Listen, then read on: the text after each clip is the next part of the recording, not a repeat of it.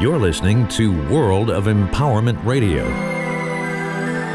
your station for practical spirituality in a changing world. And here are your hosts, Aingeal Rose and Ahonu. My name is Ahonu, and on behalf of Aingeal Rose, I want to welcome you to this episode of the Honest to God series. And in this session, we're going to talk a little bit about our experiences on the longest day of the year, the shortest night, the summer solstice, which we held in Ireland this year. And we have a little story to tell you, and Aingeal Rose is going to begin by giving us a little bit of background about what happened. Well, as many of you know, we've been doing the Sacred Earth Waters project for a couple of years now. Been collecting water and energy from various places where Spirit has guided us. And one of the places that we had gone to last year was a holy well in Newbridge called St. Patrick's Well. And this particular well runs near a road, and in the back of the well there's a cemetery, and then behind that the river Liffey flows through. The well, when we got the water, was kind of a strange energy, and I wasn't sure that I liked it entirely because you had to walk down some steps. It was kind of down a little bit, and it was in the dark, and it felt kind of creepy to me. So Ahonu went down and got the water, even though the water was very clear. Then we brought in the spirit of the place. So we were testing the water last night. There were 3 of us in the room. We did our normal procedure by taking some of the mother tincture and putting it in water and drinking it. So that was the first one, and that actually had quite profound experiences. Actually, Ahonu, you had the most important thing about that. We'll talk about that later. But we took another one afterwards, which was called the traveling line. It was a ley line on the property where we're staying. So we took that, and we all had our own visions. But I had seen that there was a dark hole in the property where a warrior had fallen many thousands of years ago. And the warrior had talked to me and said that it wanted us to understand that when a warrior falls in battle, that the first person he thinks about when he's dying is his mother. He also goes through a brief sense of failure because he's not making it home. This particular spirit, it wasn't that it was stuck in the land. I clearly saw that it had moved on, but it had left, the whole event had left this energetic hole on this property. It looked like a big brown hole in the soil. And I knew it needed to be fixed, but I kept asking this warrior, what could we do?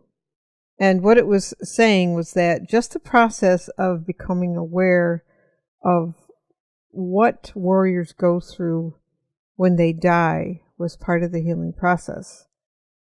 So we took that, and then I was left with the impression that I was going to have to go out and walk this property and find the exact spot where the energy was. So now the next part is yours, because, well, prior to that, we knew we were going to have a fire tonight to celebrate the solstice. But as the night grew closer, I kept feeling in my solar plexus felt like somebody punched me. I couldn't understand. I was having all these emotions come up. I didn't really know what they were about, just that I didn't feel well. And I almost wasn't going to proceed with tonight at all. So now the next part is yours.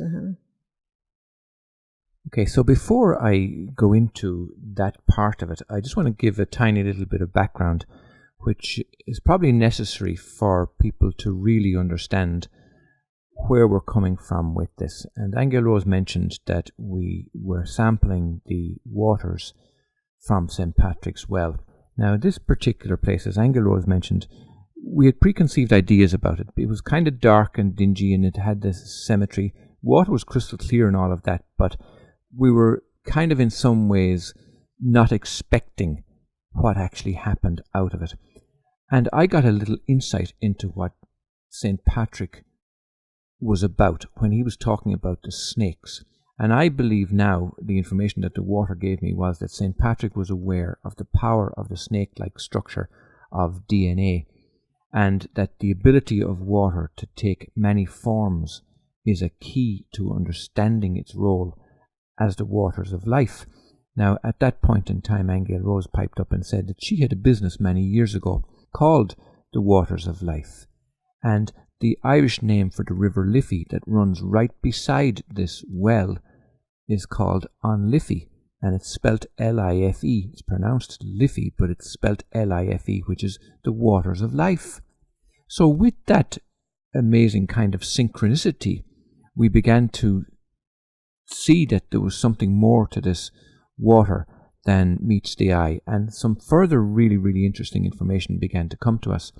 And one of the statements that I got from it was that by virtue of its very nature, all form has a dark side, and all sacred geometry is a reminder of awareness of spirit before form, and the dark side of form is aware of its lighter side, and vice versa. But sacred geometry can help us remember the formless, and the ability of water to hold memory is a key to us understanding our origins. So with that information then, we went into this session on Midsummer's Night. Now, to bring the story full circle then, Aingeal Rose felt this uncertainty or uneasiness in her stomach, and she went out to find this location of this dark spot where the warrior had fallen. And in the meantime, with the remaining people who were there, we got into a discussion about our families and what was going on with us in general.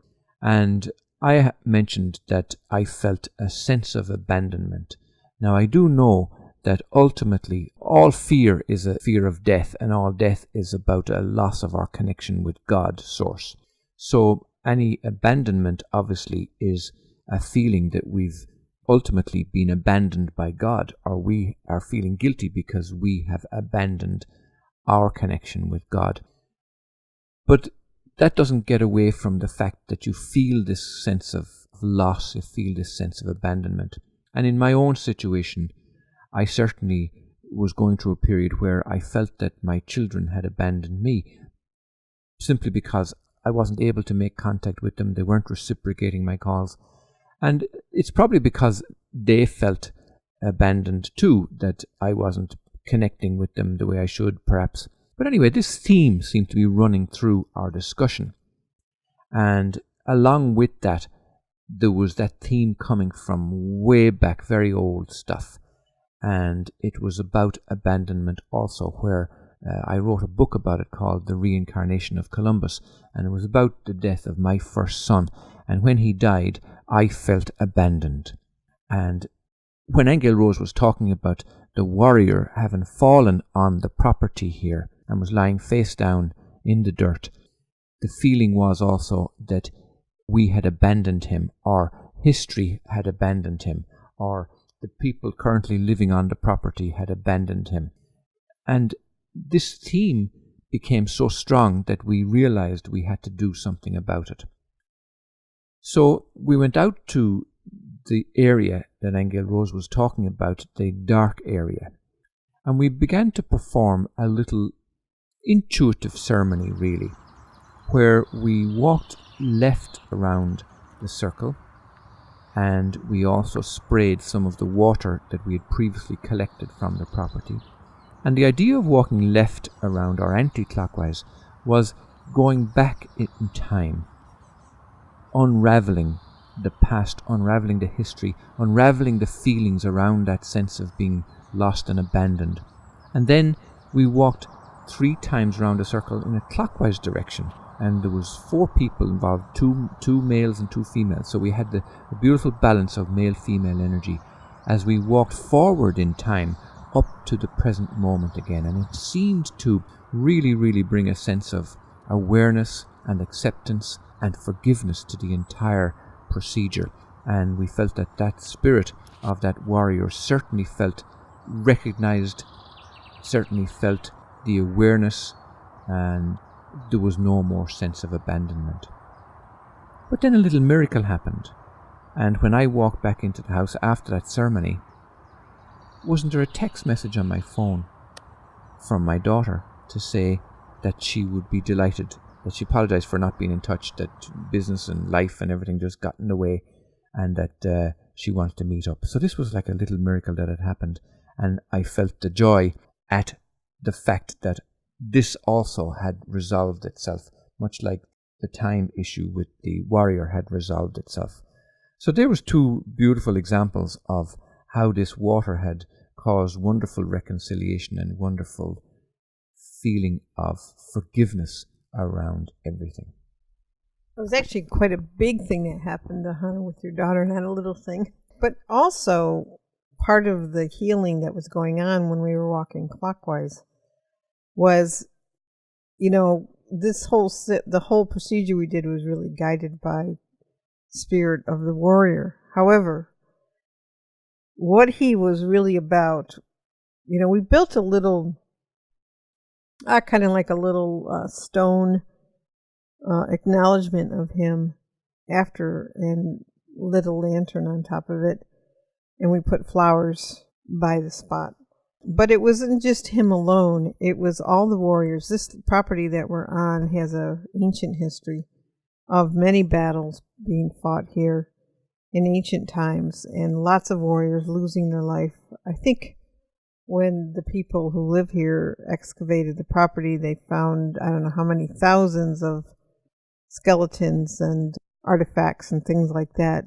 But the point was, in the healing process, it wasn't that the spirit was stuck, because the warrior spirit clearly had gone home. It was more about the gaping hole that it left on the property. The energetic lines were obviously broken in that period. But the healing had to do with acknowledging all of the warriors that fell, and acknowledging the fact that how they feel when they die, that they feel, sad that they didn't get home to whomever, but also just that they missed their mothers. And all they really wanted was to be acknowledged. And actually, when the healing occurred tonight, what happened was all of the spirits of those warriors, let's see, how do I explain it? They came up to the present moment in the sense that they were now all a part of the family that lived here. Not that they wanted to haunt the family. It wasn't anything like that. It's that they wanted the family to know that they had fallen on this property, and they wanted to be embraced as one big, huge family.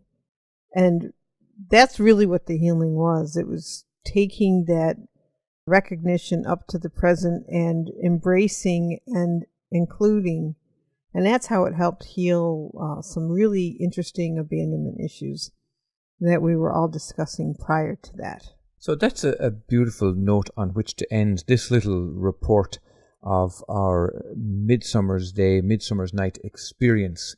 And it is very much about abandonment, and anybody who may be feeling that sense of abandonment, or that nobody loves you, or nobody wants you, or nobody wants their stuff, or it is entirely not the case. You may find that there is something else that's going on in your life with an undertone of the possibility to be acknowledged. And we acknowledge you, and we just want to say that the healing is possible in every situation. So these little miracles certainly encourage us to continue what we're doing, even though at times we do feel that nobody understands us and nobody loves us. So our message from all of this is, don't feel abandoned anymore. And to finish, I'd like you to hear this 2-minute audio clip that I heard some time ago from a wonderful lady by the name of Althea Hayton of Wren Publications.